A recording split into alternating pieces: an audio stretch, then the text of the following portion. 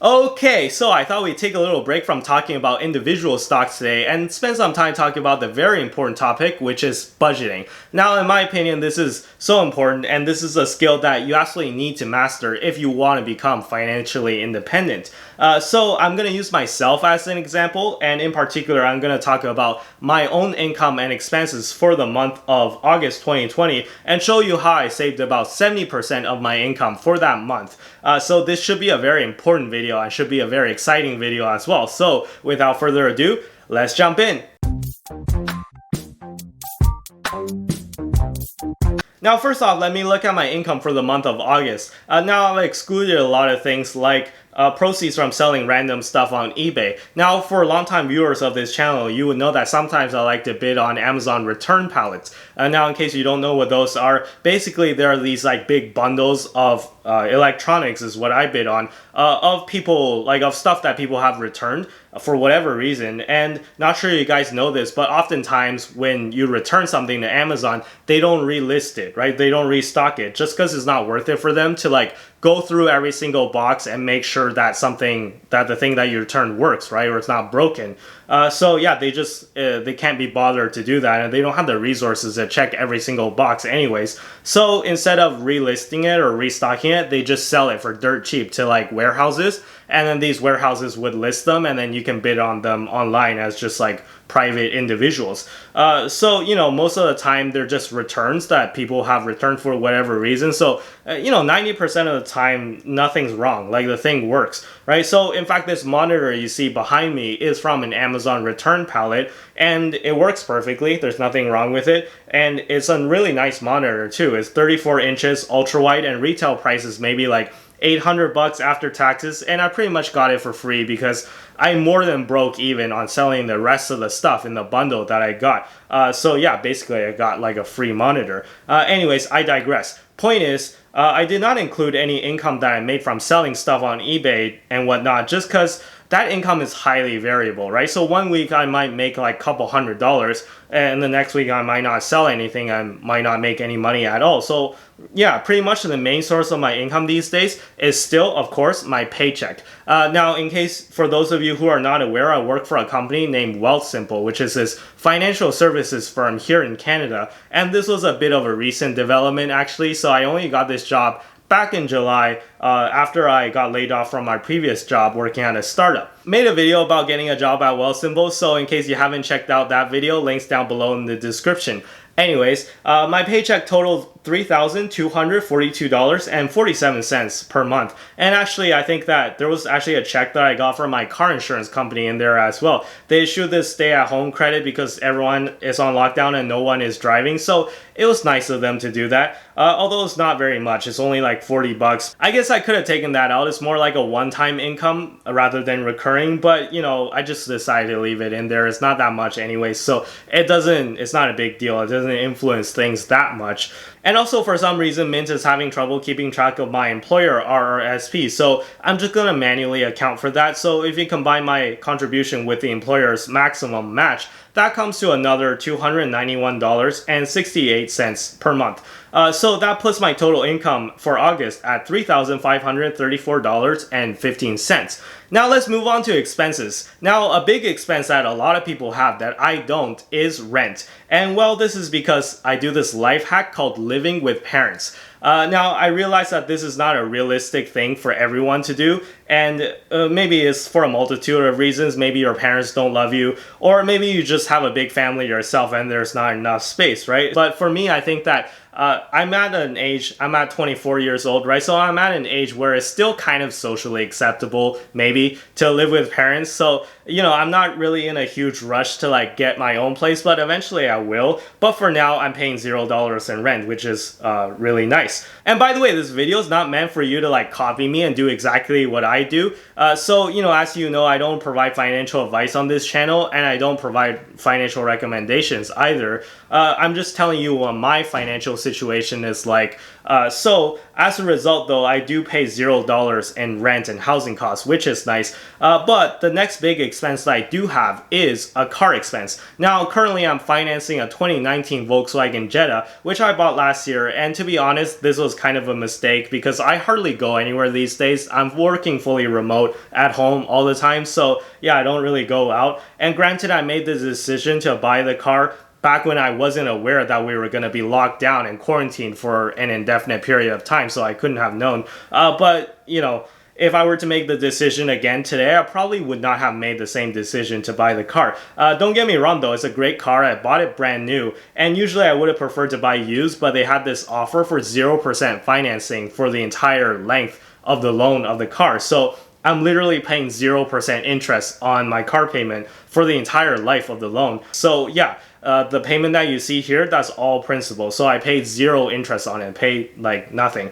Anyways, talking about the car though, one other expense that I do have regarding the car is my insurance cost. Now my insurance adds up to $179.42 per month, and I actually prepaid for a full year's worth of insurance back last December of 2019, so I'm covered for the entirety of 2020.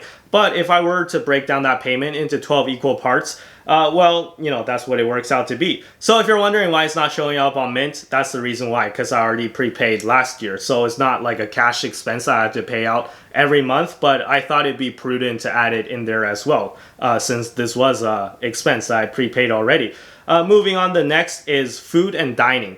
So, you know, this is just me grabbing coffee and eating out mostly. Now, I know this looks scary how often I go to McDonald's, but let me just defend myself by saying that most of the time I just grab a coffee, okay? So it's not like I eat at McDonald's every day or something like that. Okay, sometimes I eat at McDonald's too, but, you know, cut me some slack. And this one I might get some criticism from the fire community about, since I know a lot of viewers that watch this channel also watch Graham Stephan, and you know Graham Stephan's opinions about making coffee at home, on why you should do that instead of buying a coffee every day. But you know, yes, I fully acknowledge that I can do better on this part. I never claimed that I was perfect. However, I do think that the fire community is like kind of over obsessed with coffee. Let me explain. In my opinion, if you want to grab a coffee, go right ahead, right? You'll never be like $2 short of buying a Lamborghini. I can guarantee you that. So what I'm concerned about is people who spend like $80 on a shirt and then they wear it once, right? Or if you go out for drinks with friends and you spend $100 a night. I think, in my opinion, that's what you should be watching out for. And, you know, saving $2 a day on coffee, it does add up to like a little bit of money in the long term. You're saving maybe like, what, $60 a month or something like that. But in my opinion, it's not that big of a deal, and you shouldn't like over obsess with coffee like how the rest of the fire community does. Anyways, that's just my opinion though. But I might get some flack for that anyways. Moving on, my next expense is just random shopping expenses, and I bought some stuff from like Walmart and whatnot. I don't even remember what it is, to be quite honest. Probably food. And this is just the phantom drain thing that I was talking about, right? So in case you don't know, phantom drain is that phenomenon that you experience when you leave money in your checking account and it's just gone by the end of the month, right? And you don't know where the money went, and you have no idea. So it all ends up in this category for me, and this is just my phantom drain. And as you can see, phantom drain for me in August was $211.24. And yeah, as I said, I don't even remember what I spent this money on, and I'm definitely focusing on reducing this number down further in the future. Lastly, under entertainment, this is where all my subscriptions go. So this is my Spotify, my Netflix, and I'm like one of 5 people in the world that has YouTube Premium. For me, it's so worth it though. YouTube Premium, like how much of my life I spent like making YouTube videos and watching YouTube. YouTube Premium is definitely worth it for me, just to not have to watch ads. That in itself is worth it. And by the way, please consider getting YouTube Premium yourself if you're using AdBlock. I know ads can be annoying, and I know people hate ads, but if you use AdBlock, then your favorite creators don't get paid, right? And obviously I'm talking about myself, and myself is included in that category, but I'm also talking about other people that you watch. So I assume I'm not the only channel that I watch on YouTube. Thanks if I am the only channel, but I highly doubt it, right? So chances are you're watching a whole bunch of other YouTubers as well. And, you know, supporting them is very important in my opinion. So please consider turning off your ad block if you're watching YouTube videos, or if you prefer to have ad block on, or if you just don't like ads in general, please consider at least getting YouTube Premium and supporting your favorite creators. Anyways, moving on. As you can see, I also pay $10 a month for my American Express Cobalt card, and I've talked about this card before in a previous video. Links down below for that if you want to check that out. And I'll also include a referral link down below in case you want to use that to sign up for the card for yourself in case you're interested. Now, this is a referral link, to be fully transparent. You don't have to use it, but if you decide to use it, it helps me out, helps out this channel, and no additional cost to you. So that would be greatly appreciated. But once again, it's completely voluntary, and I'm being completely transparent by disclosing that beforehand. So in total, those are all my expenses for the month of August, and it adds up to a whopping $1,131.61 for the month of August. And you notice I paid $0 in terms of gas expenses for this month, and this is just because the Volkswagen Jetta is incredibly fuel efficient, but also mainly because I have no life. So yeah, if you're keeping track at home, for the month of August, I cash flowed about $2,400, and actually it's a little more than that because, as I said, I included the insurance in my expenses, but I already paid the insurance last year, so I prepaid for a full year, so my actual cash flows might be a little higher than that actually. But let's not go that deep into accounting. Like, I'm not an accountant, and these are unaudited non-GAAP numbers. And if you do a quick calculation, my margin, which is my cash flows over total income, it's around 68%, so it's not quite 70% as I mentioned in the title of this video, so I rounded up, okay? Don't kill me, cut me some slack. And again, remember, I didn't include any of the proceeds that I made from selling stuff on eBay, and most importantly, I definitely didn't include any gains that I made from stock market gains from my investments. And this is just because the stock market is extremely volatile at the moment, in case you haven't noticed. And most of my stock market gains are unrealized anyway, so I just didn't put any of that in. So if you're thinking of me as a company, like, don't think of Andy as a person, think of Andy the company. If you think of stock ticker ANDY, it's an operating margin at about 68% good or bad. Alright, so in my opinion, that's pretty good. And ideally, long term, I like to get to an operating margin of around 80%. So that would be ideal. But I think that for now, it is what it is, right? Like, in the long term, I think it's doable, but for now, that's what it is. And I know you're thinking, oh, your margin is only so high because you're not paying rent. You know, I have to say that back in January when I was working at that startup, I lived in Toronto and I was renting at the time. So back then, my rent was about $750 per month.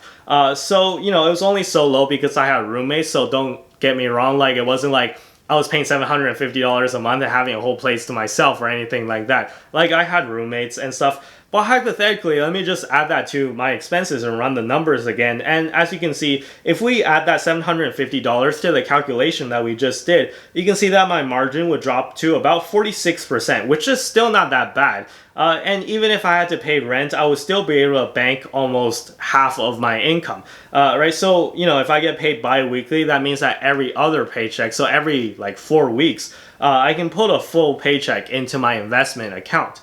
And as I said, I'm doing even better than that right now, right? Because I'm banking and investing like almost 70%.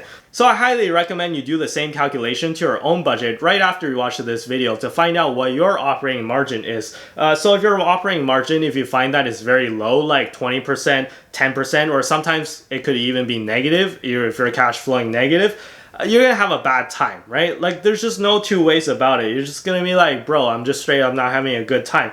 You're probably going to have to do some budget cuts if that is the case. So just run yourself like a company, right? If you're invested into a company, or if you're the leader of a company and your operating margins are like less than 10%, you might have to do some explaining to your shareholders and to your investors. Unless you're a big retail chain, like if you're Loblaws or Walmart or something, then you might have margins that are really low because, well, they're grocery chains, right? But they make up for it by moving a massive amount of inventory, right? So if you look at the revenues of, let's say, like a Walmart or a Loblaw, their revenues are huge, right? Because they like move a ton of inventory. So even if their margins are low, that's okay because like their revenues are so high, right? So just pretend you're the leader of your own company and you have to explain to shareholders whether your operating margin is good or bad. and whether or not it's acceptable. So I think that point is take half an hour, do this calculation. In my opinion, knowing is better than not knowing. So I'll leave it there. Be sure to hit the like button if you enjoyed the video and consider subscribing if you like this series. Be sure to follow me on Twitter and Instagram, links down below in the description as always. And with that being said, I'll see you guys in the next video. Bye bye!